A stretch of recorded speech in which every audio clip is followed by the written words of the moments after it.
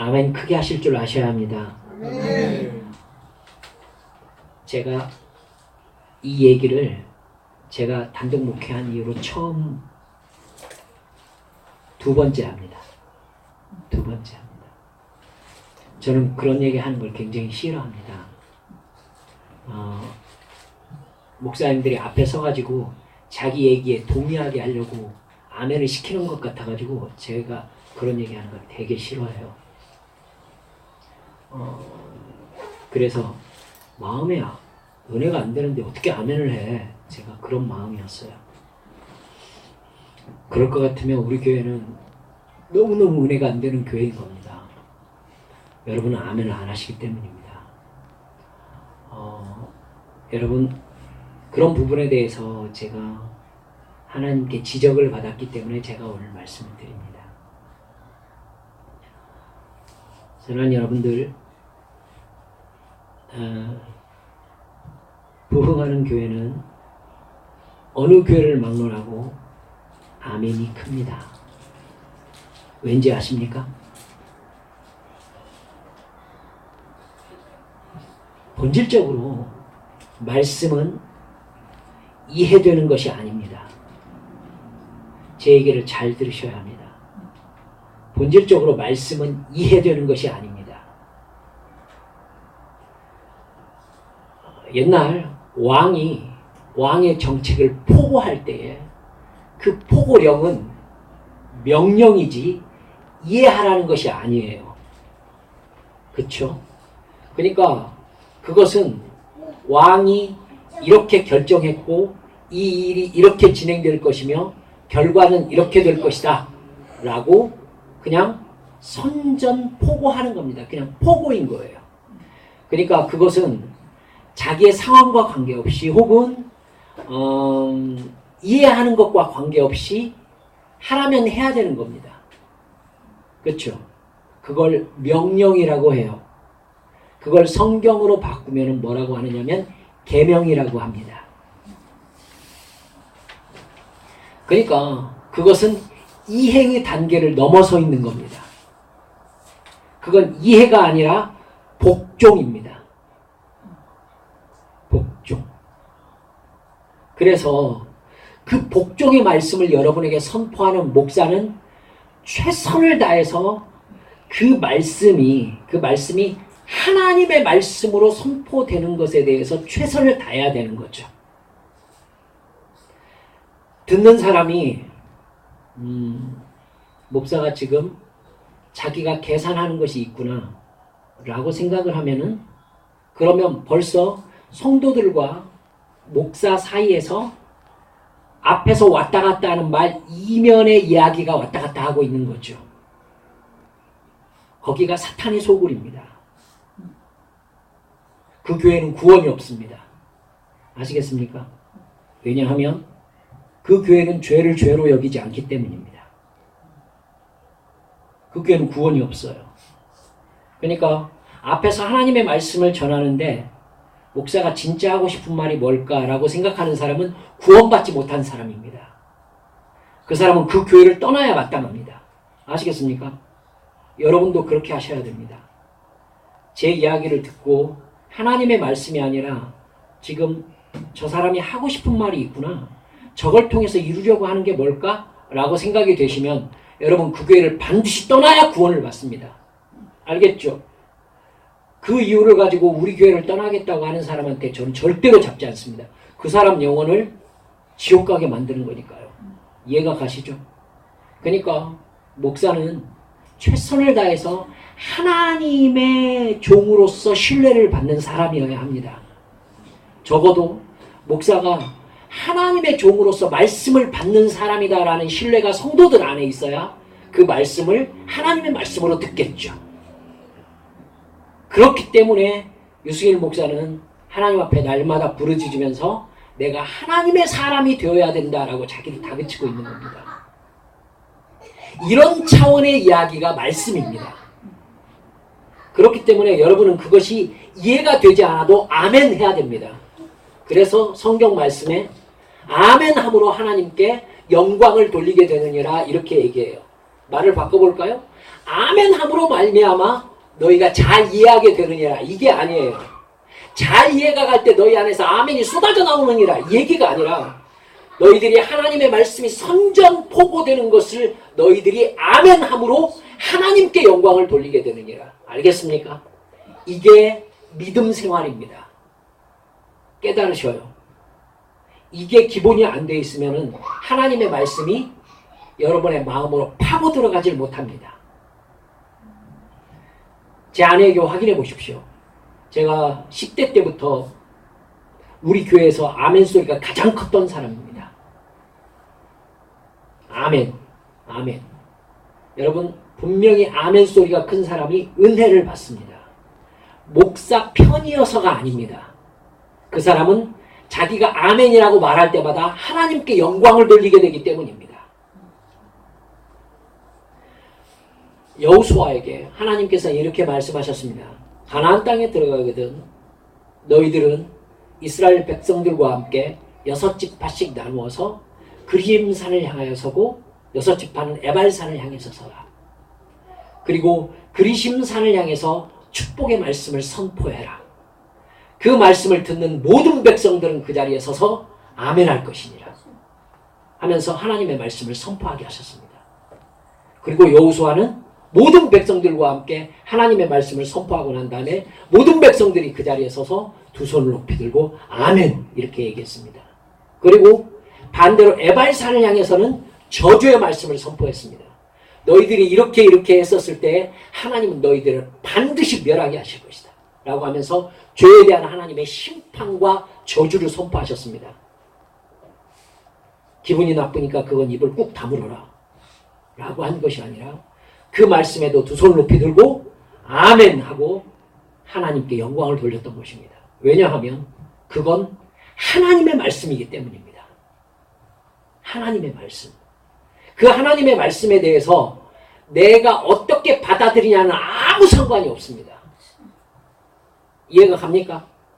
하나님의 말씀이 나에게 선포되었을 때 내가 그 말씀을 어떻게 느끼고 어떻게 받아들이느냐는 아무 상관이 없다고요. 무조건 그 말씀에 대해서는 아멘 해야 되는 겁니다. 왜? 하나님의 말씀이기 때문에. 이해가 갑니까? 신앙의 기준을 나의 상태에 두지 마세요. 사탄이 그걸 노리고 있는 겁니다. 제가 교회 시험거리가 되는 어떤 분들의 모습들도 많이 봤겠죠. 모태신앙으로 살았으니까. 그분들은 자기 주장이 대단히 강합니다. 그러므로 말미암아 자기 상태가 중요합니다. 자기가 어떻게 느끼는가가 중요해요. 그래서 이렇지 않습니까? 라고 얘기를 합니다. 그렇지 않아요, 여러분. 교회는 하나님의 교회입니다. 사람의 교회가 아니에요. 목사의 교회입니까? 아니에요. 아니라니까요. 하나님의 교회예요. 그렇기 때문에 하나님의 말씀이 선포되는 목사가 거기에 있어야 하고 당연히 여러분 당연히 하나님의 말씀이 목사에게서 선포되지 않을 때 하나님께서는 그 사람을 그 자리에서 내리십니다.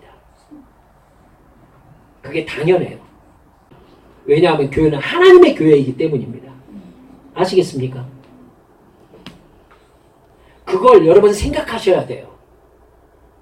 그래서 사도 바울은 늘 뭐라고 했느냐면은 교회는 그리스도께서 머리가 되시고 모두 다 지체다 이렇게 말씀하셨어요. 지체다. 여러분 모두 다 지체이십니다. 지체. 그러니까 머리로부터 하나님께서 주시는 말씀 앞에 우리는 아멘 하는 겁니다. 아멘. 아시겠습니까? 여러분 하나님께서 여러분의 영혼에 감동을 주셔서 여러분에게 하나님의 음성을 들려주시고 그리고 마땅히 순종해야 될 것을 가르쳐 주시기를 원하시거든 말씀 앞에 아멘이라고 바깥으로 말씀을 하십시오.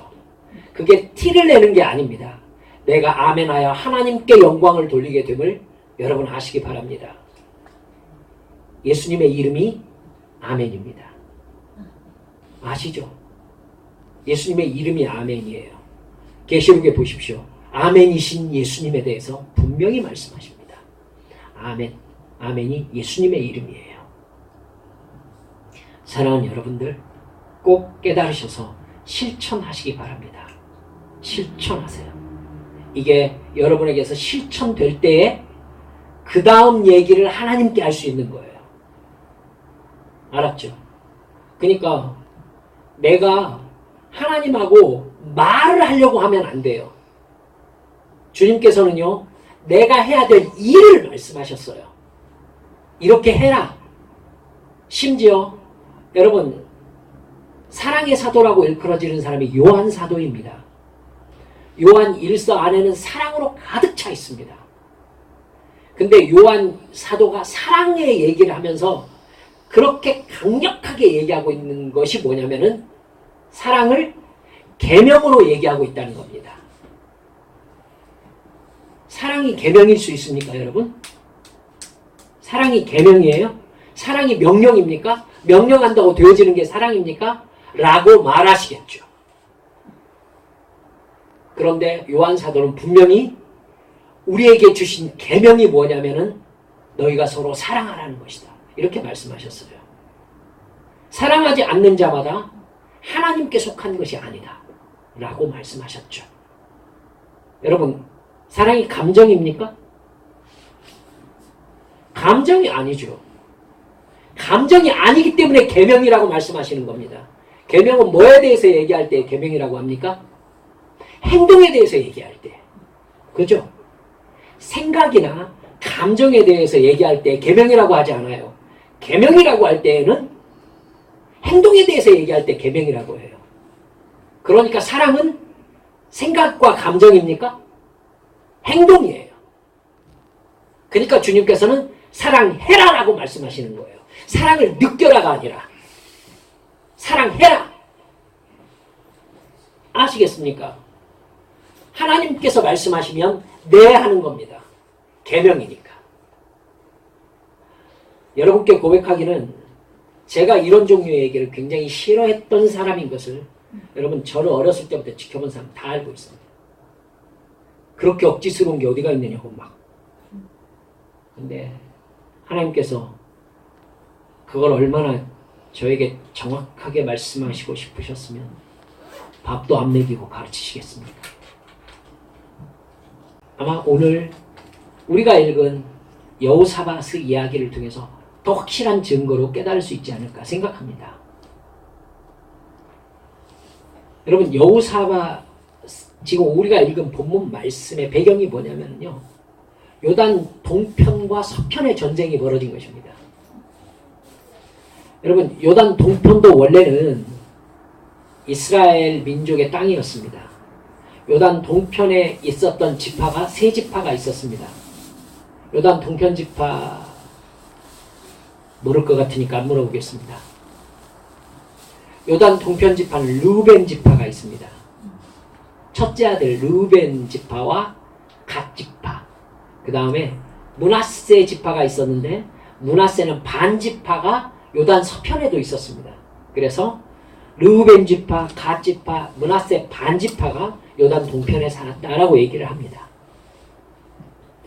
여러분, 근데 여러분 성경에 어떤 끌고 가는 것을 여러분 보시면은요, 하나님께서는 본래 요단 동편에 거하는 것을 좋아하지 않으셨습니다.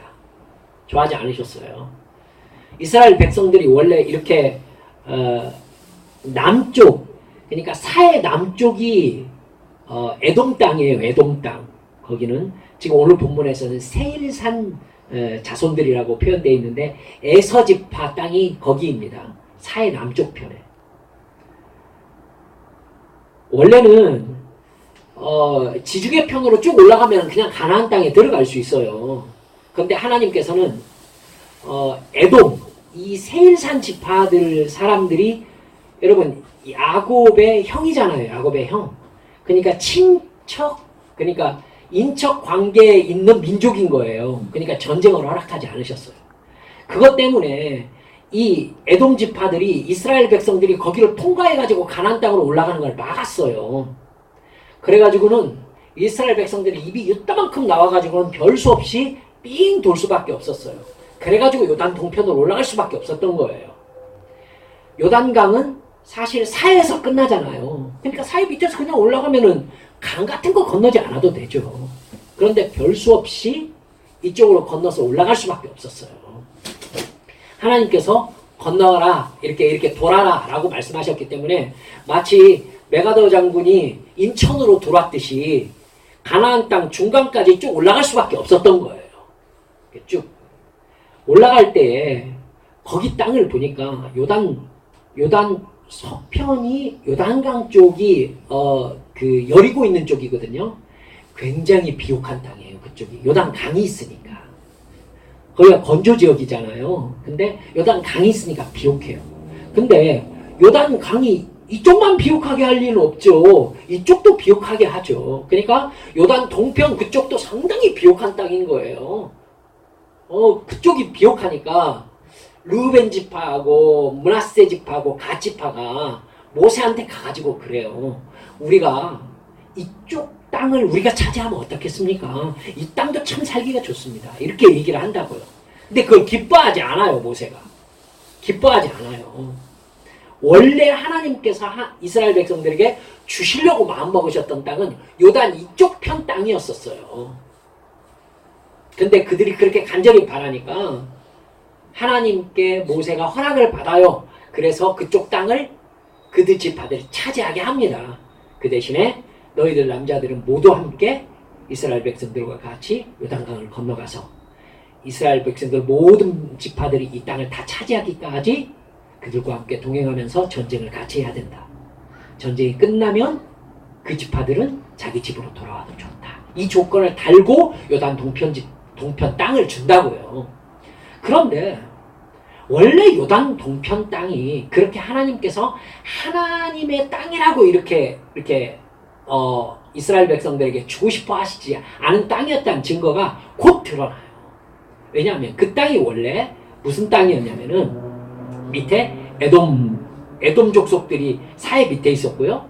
그 옆으로는요 모압 족속들이 있었어요. 그러니까 요단 동편에 모압 족속들이 있었고 위에 암몬 족속들이 있었단 말이에요. 그들이 차지하고 있는 땅을 전쟁해가지고 헤스본 왕, 바산 왕 싸워가지고는 정복해가지고 졌거든요. 근데 그 땅은요 좀 지리학적으로 지정학적으로 취약한 면이 있어요. 뭐냐면은 요단강이 1년 중에 건기가 아니면은요 급류예요. 급류. 여러분 세계에서 가장 낮은 육지가 사해예요. 사해. 가장 낮은 육지예요. 거기가 마이너스 400m가 넘어요. 사해 해수면이. 근데 요단강 발원지인 헬몬산은요 백두산 높이만큼 돼요. 약 2,800m 정도 돼요. 그러니까 거기에서부터 땅 가장 낮은 곳까지 요단강이 흘러내리는 거예요. 그러니까 요단강 물의 흐름이 뭐겠어요? 급류예요. 급류. 이 급류 때에 사실은 이스라엘 백성들이 요단강을 건넜었어요. 그때 몸에 거두는 시기에 언덕에 물이 넘쳐 흘렀다라고 성경에 기록되어 있잖아요. 이해가 가시죠? 거기가 급류란 얘기는 무슨 뜻이에요? 거기는 천연 국경선이라는 얘기가 되는 겁니다. 다른 나라들이 싸우려고 넘어올 수가 없어요. 그러니까 가나안 땅을 들어오면은 요단강이 급류로 흐르고 있기 때문에 위로 해가지고 위에서부터 들어오든지 아니면은 사해 밑으로 해서 들어올 수밖에 없어요. 근데 사해 밑이든지 위든지 위는 좀 뚫려 있는데요. 밑은 완전 광야지대예요. 그러니까 천혜의 땅이란 말이에요. 근데 굳이 요단 이쪽 편에 거하겠다고 얘기를 한 거예요. 생각해 보세요. 이스라엘 백성들이 다 건너가가지고 여기서 땅을 다 나눠 가졌어요. 그 다음에 르우벤 지파가 넘어왔어요. 여기에서 같이 거하던 아모리 족속들, 이 헤스본 왕, 싸웠던 그 사람들을 이 사람들이 진공 상태로 만들어버릴 정도로 다 죽여버렸나요? 아니죠. 그 사람들은 살아있단 말입니다. 그러면 그 사람들한테는 어떤 얘기가 되는 거예요? 그 사람들은 나라를 이룬 거예요. 결국 그 사람들은 독립세력이 되죠. 독립세력이 된단 말입니다. 결국 그래가지고요, 역사 속에서 갓지파의 땅, 르우벤 반지파의 땅, 그 므낫세 반지파의 땅, 르우벤 지파의 땅은요, 결국 흐지부지 되고 말아요. 알겠죠? 그래서 거기를 이스라엘 백성들이 길르앗 땅 이렇게 얘기를 하고요. 그 길르앗 땅을 이 이스라엘 서쪽 지파 사람들이 마치 천민 취급하듯이 했었어요. 너희들은 약속의 땅 이쪽 편에 사는 사람들이다. 이 사람들은요, 국경선이 없어요. 그러니까 강하게 일어난 나라들이 수시로 지집처럼 드나들어요. 이해가 가죠? 그러니까 족속이 없어질 수밖에. 이해가 갔죠? 예, 이런 상황이었어요. 이런 상황. 그래가지고 결국은 그 땅을 모압과 암몬 족속, 에돔 족속들이 다 점령하고 말아요. 그러니까 이 사람들은 시시때때로 뭐 하려고 하겠어요? 요단강을 건너와가지고는 요단 서편하고 싸우려고 하겠죠? 지금요, 그 상황이 벌어진 거예요. 성경에서 전쟁하는 때라고 표현된 말이 있어요. 무슨 말이냐면은 요단강이 건널 수 있을 만한 때, 그 얘기예요.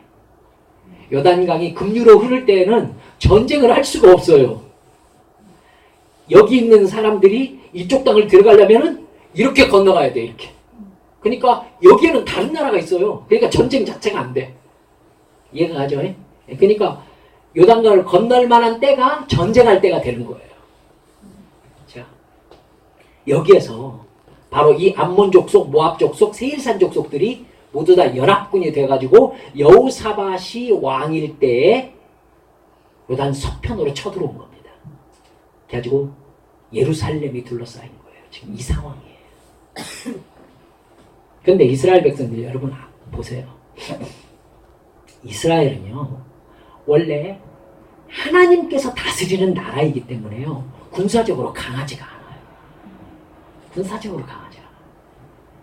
그리고 하나님께서 이스라엘 백성들에게 계속해서 말씀하셨던 게 뭐냐면은 내 나라다. 그리고 내가 너희들의 하나님이다. 전쟁은 나에게 속한 것이다. 계속해서 이렇게 말씀하셨어요. 그러니까요, 국방비에 크게 지출을 하지 않았어요. 또 이스라엘 백성들은 나라가 강해도 침략 전쟁을 하지 않는 나라예요. 약속의 땅에 사는 것을 하나님과 약속을 받은 사람들이니까 나라를 크게 확장하려고 하지 않았어요. 그러다 보니까 이쪽 사람들이 연합 대군을 형성해가지고 요단을 넘어버리니까 대책이 없는 거예요. 대책이 없는 거예요. 그때 여러분 상황이 아주 골치 아파진 거예요. 이스라엘 백성들의 가장 취약한 부분이 바로 그 시기인 거죠. 그 시기예요. 그 시기면은 이스라엘 백성들은 완전 죽음이에요. 그 시기에 엄청난 대군이 요단을 넘어온 겁니다.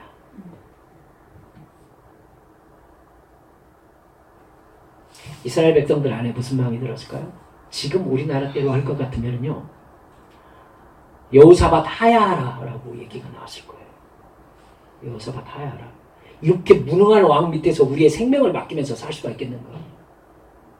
지금 예루살렘이 적에게 둘러싸일 때까지 지금 뭐하고 속된 얘기로 자빠져 있었느냐, 얘기가 나왔을 거예요. 그때 여호사밧이 뭘 합니까? 온 나라로 금식을 선포합니다. 지금 밥 먹여가지고 군대를 일으키기도 빡빡한 판에 온 나라로 금식을 선포해요. 금식을 선포했다는 얘기는 무슨 의미입니까? 무슨 의미입니까? 포기했다는 뜻입니다. 포기했다는 뜻입니다. 내 힘으로 이건 감당할 수 없다라고 결정했다는 겁니다. 즉 나는 전쟁으로 이 전쟁을 감당할 수 없습니다라고 포기했다는 얘기예요. 너희들 모두 금식하라. 성전 앞에 모여서 온 유다 사람들이 모여가지고 하나님께 부르짖기 시작했어요. 바로 그때 하나님께서 하나님의 선지자에게 말씀을 주십니다. 너희는 아몬과 모압 족속의 연합군 세일산 자손들을 인하여서 두려워하지 말아라. 이 땅의 주인은 나다. 따라서 내가 지킨다. 내일 너희들이 나가서 싸울 것이 없다. 내가 할 것이다. 그리고 하나님의 말씀은 끝이었어요. 아니 어떻게 하시겠냐고. 어떻게 하시겠냐고 해야 내가 그럼 뭘 해야 될 것인가를 결정할 거 아니겠어요. 근데요 바로 이거예요. 여호수아가 여기서 기가 막히게 멋있어요. 하나님 말씀이 끝났어요. 그러니까요 성경 여러분 집에 가서 한번 보세요. 레위 지파와 모든 이스라엘 백성들이 큰 소리로 하나님의 인자하심과 선하심을 찬송하였다라고 나옵니다. 그리고 여러분 그 다음날 운명의 날이 밝아옵니다. 여러분 이게 문제입니다. 하나님께서 금식하러 산에 올라갔을 때 주신 말씀을 가지고서 기쁨으로 내려와요. 그리고 그 다음날이 밝아오면서 그 말씀이 사라져요. 그러니까 이건 현실이잖아. 나보고 어떡하라고. 얘기가 이렇게 되면은 금식이 소용이 없는 거죠. 이해가 갑니까? 여러분 경험하셨을 거예요. 금식이 소용이 없죠. 주님께서는 믿으라 라고 했는데 내려와서 현실을 딱 보면서 믿음이 싹 사라져버린 거야. 별 수 없어요. 그러면 주님께서 손잡아 일으키시면서 뭐라고 하십니까? 네 믿음이 어디 갔느냐. 이 수밖에 없어요. 근데 여호사밧이 그 상황을 맞이하지 않아.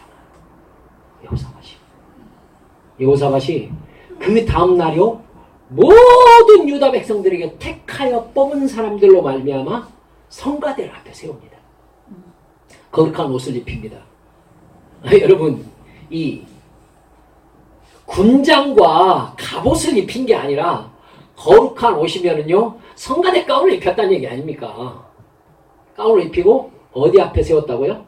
군대 앞에 세워가지고 그들이 여호와께 감사하세 그의 자비하심과 인자하심이 영원하미로다 찬송하게 하였다라고 합니다. 그러니까 미친 거죠.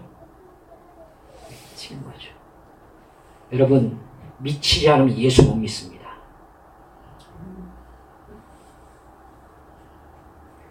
못 미치면 예수 못 믿어요. 여러분 눈에 보이지도 않는 신이 있다고 지금 말하는 사람이고 그분이 자기 아들을 인간으로 보내가지고 자기를 위하여 십자가에 못 박혀 죽였다라고 얘기하는 그러한 종교를 지금 미치지 않고 믿으라고요? 제정신으로? 여러분 미치지 않으면 예수 못 믿어요. 여호사밧이 그렇게 미친 겁니다. 나는 나의 믿음이 틀렸을 때는 죽을 것이다 라고 마음을 먹은 거예요. 그죠? 나의 믿음이 틀렸을 때는 난 여기서 죽을 것이다 하고 찬송하면서 나간 겁니다. 자기를 믿음 안으로 던져 넣은 거죠. 던져 넣은 거예요. 사드락 메삭 아벳느고를 기억하십니까? 사자굴 속에 들어가던 다니엘을 기억하십니까? 믿음은 미쳐서 던져 넣는 거 아니면은요 하나님의 극적으로 우리를 구원하신 역사를 절대 경험하지 못합니다. 계산하고 이럴 수밖에 없지 않습니까? 라고 하나님께 핑계거리를 준비하는 사람은요 절대로 하나님의 구원의 역사를 경험할 수 없어요. 그런 믿음으로 천국 갈 수 있다고요? 어떻게 생각하십니까? 천국 가는 것이 이성적으로 이해가 가서 여러분 교회 다니십니까?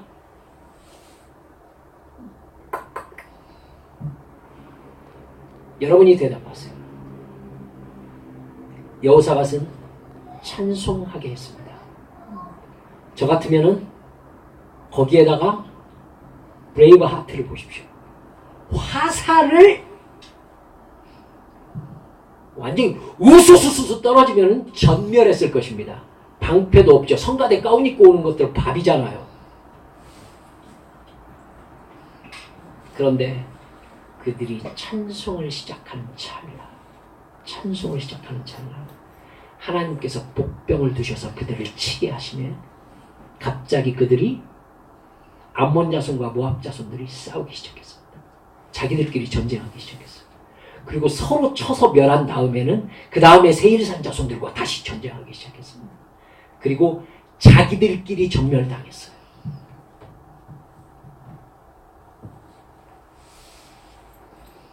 이렇게 극적으로 민족의 운명을 하나님의 말씀에다 거는 인간이 어디가 있습니까?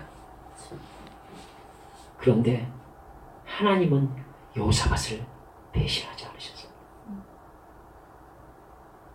그래서 제가 오전 예배 때 말씀드린 겁니다.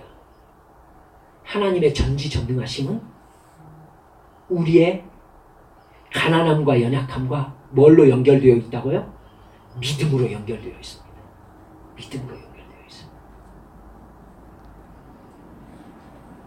사랑하는 여러분들, 그렇기 때문에 시편 150편 마지막 절에 뭐라고 얘기합니까? 따라서 합시다. 호흡이 있는 자마다 여호와를 찬양할지어다. 이게 기가 막힌 말씀인 거예요.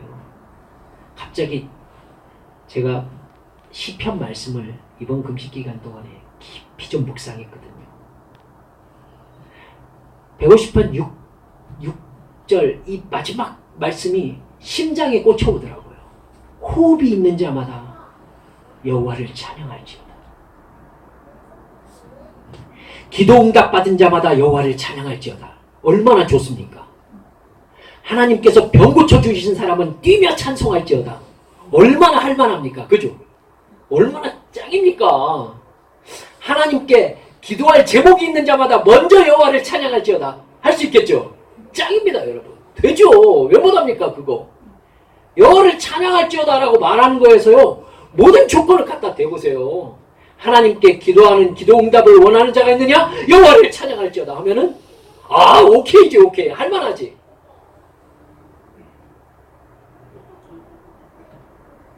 사형 선고받고 내일 숨 넘어가는 자가 있느냐? 여호와를 찬양할지어다. 그건 아멘이 안 됩니까? 사업에 실패한 자가 있느냐? 여호와를 찬양할지어다. 가장 사랑하는 사람에게 배신당한 자가 있느냐? 여호와를 찬양할지어다. 아무 상관이 없어요. 아무 상관이 없다고. 하나님을 찬양하는 것은 하나님의 본성과 지음받은 우리 피조물과의 상황과 관계없는 약속이에요. 그렇죠? 내가 어떤 상황이 되어야 찬양하는 겁니까? 제가 언젠가 여러분께 개 이야기 한 거 기억나십니까? 개들끼리 막 싸워요. 그래가지고 제가 봤다니까요. 막 목을 물고 그냥 피까지 나오고 막 흙무대기가 돼가지고 아주 죄송합니다. 개싸움이 났어요. 개싸움이. 근데요, 주인이 나와가지고는 땡치라! 그러니까 걔가 갑자기 싸움이 딱 멈추더니 한 놈이 피 묻은 채로 꼬리 흔들면서 주인한테 와. 여러분, 이렇게 말하면 어때요? 지금 꼬리 흔들면서 주인한테 갈 상황이에요, 지금? 네가 죽느냐 내가 죽느냐 하면서 싸우고 있었는데 지금 피가 났다고. 피가. 이 피 안 보이냐고. 그럼 누렁이던데 피가 난다고. 피가. 그런데 주인이 땡치라 하면은 지가 지금 싸워서 죽을 지경인데도 주인한테는 꼬리치면서 가야 돼. 이게 주인하고 약속이에요.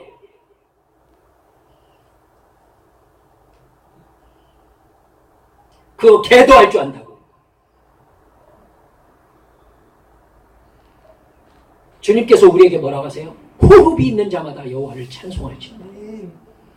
이러는데 하나님께 이렇게 말하고 싶어요. 지금 내가 찬송할 상황입니까? 하나님 같으면 이 상황에서 찬송이 나옵니까? 이 얘기를 하고 싶어 하는 거예요. 땡치라 하면 꼬리치면서 가. 저는요, 밥 먹으러 가서 그걸 보면서 갑자기 속에서 울컥하면서 제가 개 앞에서 눈물을 흘렸어요. 꼬리를 흔들어요. 그러면서 자식 싸우지마 하면서 이렇게 목을 이렇게 해주는데요. 여러분, 걔도 표정이 있다고 하는데 진짜 그래요. 이놈 그렇게 무섭게 싸우던 표정이 싹 사라지고 꼬리 흔들면서 저때 몸을 이렇게 흔들면서 물론 주인이 들어가니까 다시 시작되더라고요. 그러니까 개지. 여러분 근데요, 저는 그 주인이, 그 개가 누구를 주인으로 여기고 있는지를 제가 분명히 알고 있었어요. 저는 싸우고 있는 개 옆에도 못 갔어요. 싸우고 있는 개 옆에도 못 갔다니까. 오직 주인만 그 상황에서 땡치라 하면 와요. 제가 가가지고 땡치라 하면은요, 저한테 이랬을걸요. 개도 하는 거, 하나님께 지음받은 피조물 우리가 못해요. 왜? 하나님이 주인이 아닌 거지. 말씀을 맺으려고 합니다. 여러분, 하나님을 대하는 나의 태도는요, 나의 상황과 원래부터 관계가 없어요. 하나님을 향해서 계명받은 자가 하나님 말씀 앞에 아멘하고 호흡이 있는 동안에 여호와를 찬송하는 것, 이건 나의 상황과 아무런 관계가 없다고요. 나는 내가 나임을 부인한 채 살아갈 수는 없습니다 하면서 가는 거예요. 다니엘 그러는 거예요. 왕의 명령이 포고되었으면은 당연히 창문을 닫고 기도를 해야지. 뭐하러 예루살렘 쪽으로 난 창을 다 열고 또 하냐고. 창문만 닫고 해도 모를 텐데. 근데 나는 나됨을 포기한 채 살아갈 수는 없어. 쫙 열고 역시 기도하는 겁니다. 너 사자굴 속에 들어가지요. 자기 아닌, 즉 하나님을 떠난 자기로는 살고 싶은 생각도 없는 거예요.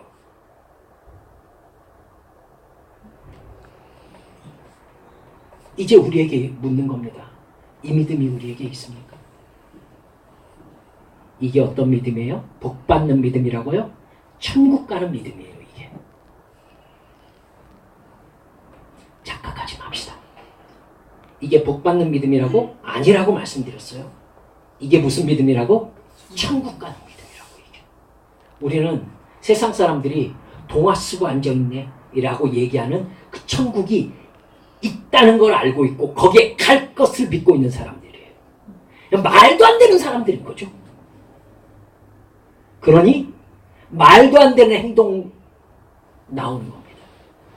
사드락 메삭 아벤느고처럼, 다니엘처럼, 여호사밧처럼, 요셉처럼, 모세처럼, 아브라함처럼, 다윗처럼. 사랑하는 여러분들, 이 믿음이 나의 것인지 이 시간 돌아보면서 나는 과연 주님을 이렇게 믿고 있는지 깊이 점검해보고 죽게 돌아가는 이 시간 되시기를 주님의 이름으로 축원합니다. 여러분, 이 시간 우리 함께 기도합시다.